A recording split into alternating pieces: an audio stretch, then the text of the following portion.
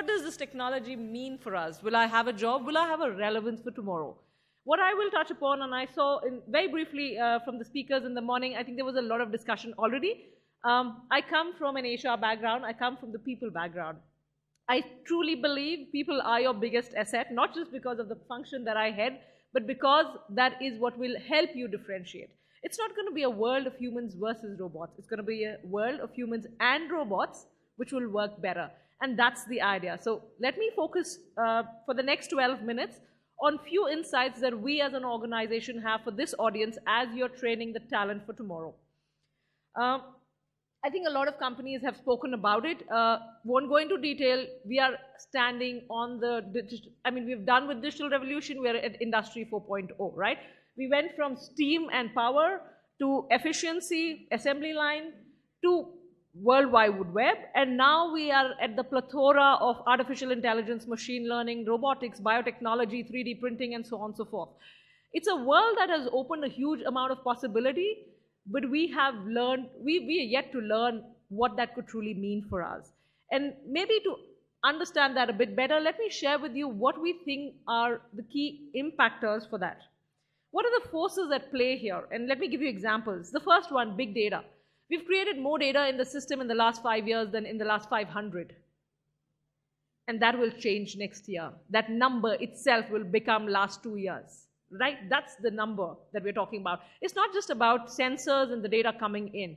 We've moved from data to trends to insights to predictive analytics. Now we're going down prescriptive analytics. And that's just the story we already know. But if you ask me, Shraddha, what happens in the next 3 years, there's a lot more that happens.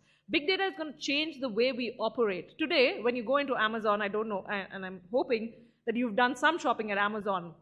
I did one mistake, I tell you, don't go onto it on Friday evening. So when you have free time or when you're stuck in Bangalore traffic, for people who are from Bangalore, I will tell you, I was in the car, I didn't have anything better to do, I'd finished my office phone call, I started looking on Amazon for a few things. It figured what I was looking, I was on my mobile, right? I didn't add anything to the shopping cart. I didn't do anything. I just looked for versions. Next morning, Saturday morning, I have a message on my mobile phone saying, it's been a while, why don't you consider we're 10% discount? Okay. Not bad. Saturday morning is still okay. You don't respond by Saturday evening, you get another one saying now we have competitive products which are even cheaper. That's the reality of today. That is what big data means. It's not just about sensors. It's about how you're going to make sense for an end consumer like me. This example was just a shopping example. But imagine if you were to change lives from that, right? Technology, I think technology is ingrained. I was having this conversation with, I have an old aunt of mine. She's having some challenges with her eye, and we were going through surgery, and we had this whole conversation. We looked at the best doctors. And her family, she has 4 sons, all 4 are doctors. And you know what the unanimous decision on her surgery was? That we would want a robotic surgery. All the 4 sons are doctors, mind you, right? And that's how ingrained technology from our heart, the stent that we put in to Fitbits that we wear. And I'll give you another example. Day before yesterday, or rather a few days ago, I went to bed. I'm a little bit of an early to bed, early to rise person.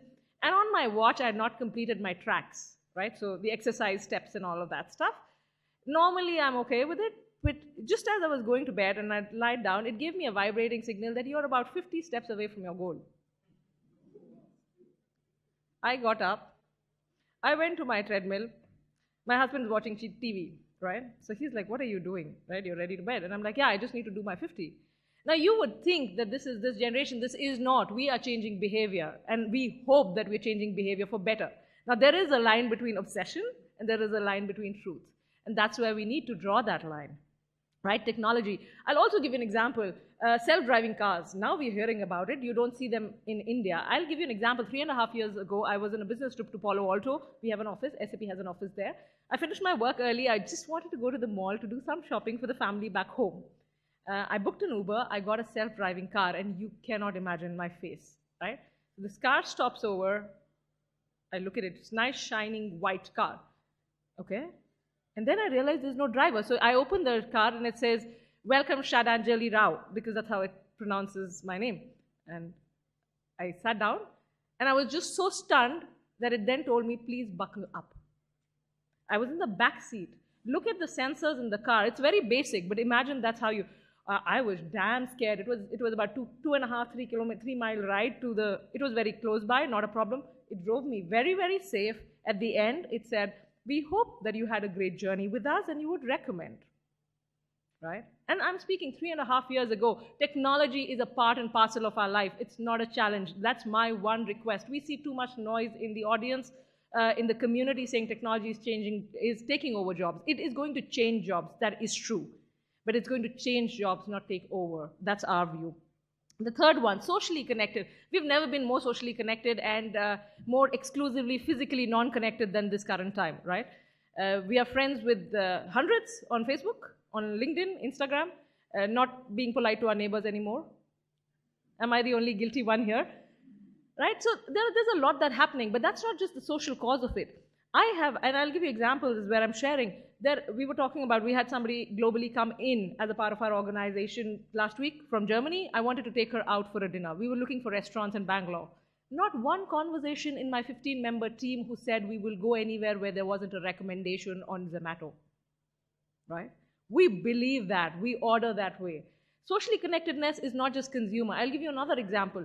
The thing that's coming out is shared economy. We've all grown up with the concept, and I can tell you for my own generation, we used to buy stuff for ourselves. Now, the millennials are buying things or not buying things because they believed in shared economy. Did you ever think that an Uber or an Ola could change the business so significantly without owning anything? Or Airbnb? They don't own a damn hotel, but they ran one of the biggest ones in the industry. And that's how the socially connectedness is changing the economy the way we're looking at it. Demographics, I must say. My father retired at 60, he was an army officer, so you know retirement is a big deal. You've lived your life and then you enjoy your life. I must tell you, we have at this point in time the world's longest or the highest number of centenarians, and that will only increase, which is a good news because life expectancy is increasing. But that also means, and the not so good news, our working life is going to increase. Maybe there are some of you who will retire at 60, but I can bet and tell you that there are quite a few of you who will work till 75, who will not, I hope not need to, but would want to work.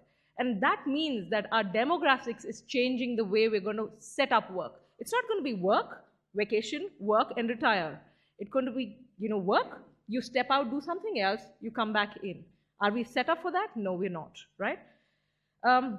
Complexity. Fifth one of the biggest attributes or biggest challenges of any organization, and I'm not just speaking IT, 98% of your employees in Fortune 500 companies call the work that they do highly complex. This is not just complex work. It means the strain and stress that you put on that employee and the system. And we need to figure a better way of doing this. The last one, rapidly shifting markets.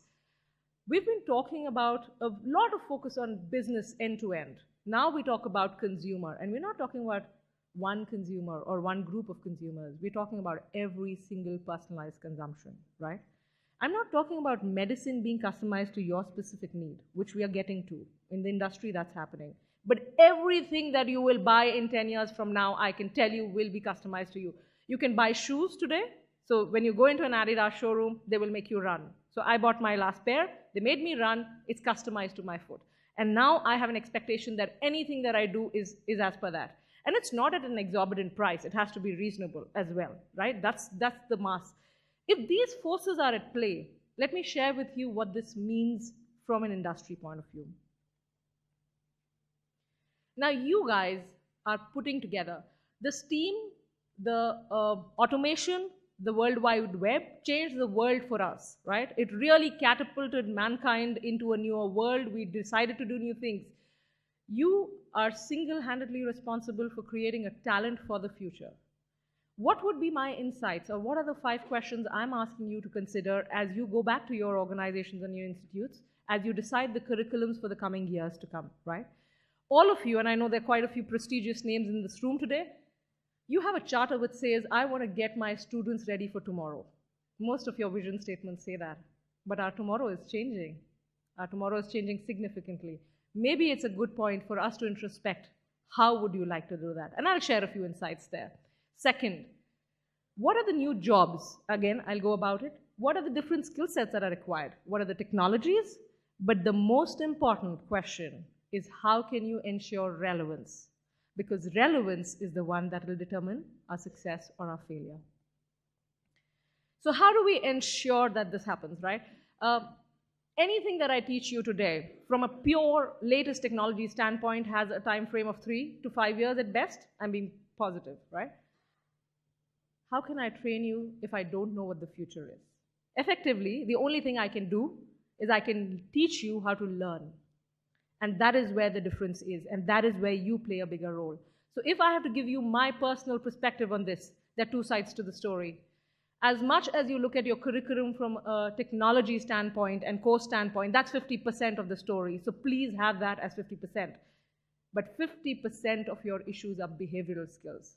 I can give you an example. We've had an early talent program. We hire big numbers. We hire across universities, from IITs to all the way through academics, engineering, MBA schools, and so on and so forth. One of the biggest challenges we see today in the latest generation is the behavioral skill set. The entire generation, which has been brought up on instant gratification, comes into a corporate segment, thinks does Monday to Friday, great job, on Friday night or latest Saturday morning, they should get a promotion letter. Nothing wrong with it. That's an expectation. But you also have to realize, how will that work in a larger setup? If you have 5 generations working together, people have different notions. Your ability to dust off, right? When you fall down and you get up, and you dust that off and say, I'm going to start doing it again, that's a learning. We're seeing that dip significantly in the younger population. These are life skills, and there are many, many more experienced people than my own age here in this room, and you will know these are life skills that you require not just for your professional life, you need it for your personal life. Because failures will happen, and they will happen more in the new years because we will try more things, right? That's what's required. So I'll go into a little bit detail on the technical aspect. So technical, I think some of it was covered. So artificial intelligence, again, I gave a lot of examples: robotics, applied machine learning, data sciences, as well as cybersecurity, big topics, right? I'm not going into too much detail because I think there were quite a few speakers before me and also after me. The one that I think may be interesting for you and where I would like to spend some time is the behaviors, right? Growth mindset is the single most differentiating factor of success. I've been with SAP for 10 years. I was with the Tatas for close to 4 years before that. Single most behavioral characteristics that will differentiate somebody from being a success or a failure. It's just your ability to say, I don't know this, but I will make all the effort, I will put my hard work, but I will learn this out. Just getting that. And we are all humans. We see the ups and downs in life. Sometimes we get stuck in our black holes, okay? And this is one thing where you have to come out, where you have to recognize what your awareness is with respect to that, what your triggers are, and consciously build. This is almost a primary skill. This is what they teach us in nursery schools. Somehow, during our entire education process and coming into corporates, we lose this. We get stuck into certain given thoughts, right? Critical thinking, again, brilliant example of having a logical ability to analyze a problem from all dimensions, say pros and cons. Critical thinking is not a new skill. It's a skill that was required for many years. It's required for us to grow. What's changed is the dimensions of critical thinking have changed. What I mean by that is that today, what you thought was not possible, there is no question of not possible. It's just how to make it work scalably. That's the difference. So the dimensions in which you're thinking critically today are different, and that's what we're not seeing in students. Complex problem solving. Complex problem solving is a little bit like a mental gymnast situation, right? Am I able to look at the big picture? Am I able to go down to a minute detail? Am I able to then come out and say, how do I make it work? Can I move pieces in my mind? That's complex problem solving. It's not just about solving one problem, but seeing the pictures around and how can you collaborate. Because the strength of the next generation will be in collaboration, single-handedly on collaboration as well. Creativity, and I remember this question, let me ask it. How many of you think you're creative? My heart is breaking, my dear. Because we think creativity has to do with music, art, and painting. It's not. It isn't. And this is a notion we have to break. Creativity is just your ability to think outside the box. It's to question things. Just ask why. Any problem that you ever stuck at, ask why 5 times, you will get to creative answers. That's it. But we have such a mental block, and creativity is one of the basic skills. and I'll give you a last example. The last time I hired somebody in my own team, I gave this more weightage than just experience. Because if you can fix and come out with solutions of a problem you don't know versus something that you've done and you want to repeat, you know where to bet on. Right? People management. It's not so much people management, but emotional intelligence. One request I have from the deepest heart. Please put emotional intelligence and awareness into the curriculums, into the candidates' experiences, because this makes a lot of difference. If they are aware what their strengths are, if they are aware how they play with others, how they contribute, they will do better in life, right? Today, that self-awareness is really low. They're very polished, I must say. We've done a phenomenal job. They make brilliant presentations on interviews. But when they get into teams, that's where the trouble starts, right? Cognitive flexibility, again, to think of it from different mindsets. Some of them are overlapping, right? They're not hard blocks, but these are the skills that would be my request for you. And maybe as a closing thought, right? To give you a very quick brief of what we have done from a technology point of view and how do we take these behavioral skill sets into our customer base. And if we can have the video, please.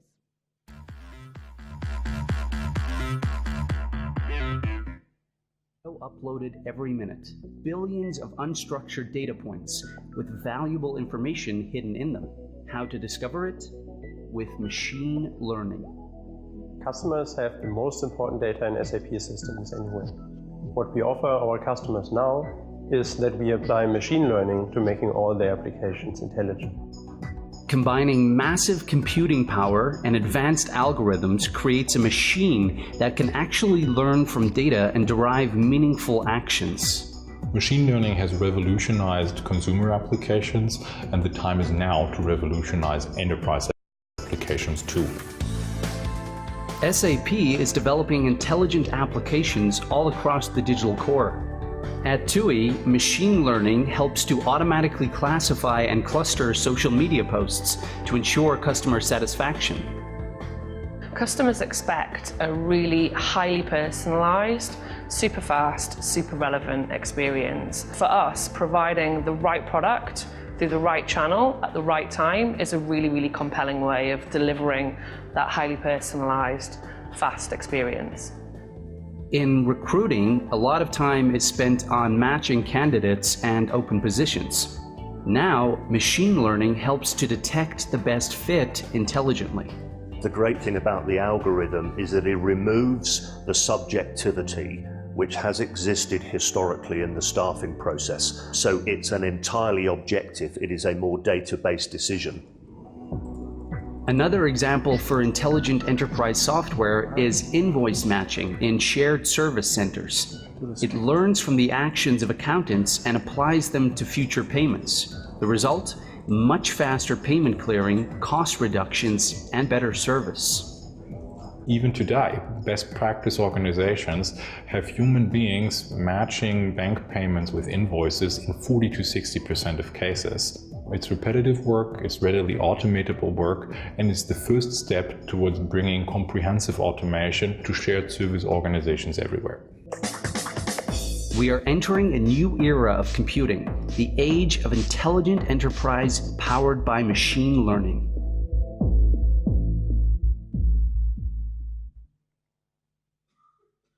So with that, I leave some thoughts on the table. What I have shared with you is the insights that we see from a business perspective in terms of technology, in terms of behavior that we'd like to see in the audience that's coming in the talent pool that's coming in. Those are my connects, those are my details. You can stay connected with me over LinkedIn. I'm happy. I'm unable to stay till the Q&A or much later because I have a customer commitment, but feel free to connect with me and I'll try my best to revert as soon as I can. With that, thank you very much for giving me this opportunity. Thank you, Mr. Shraddhanjali, for sharing such insights.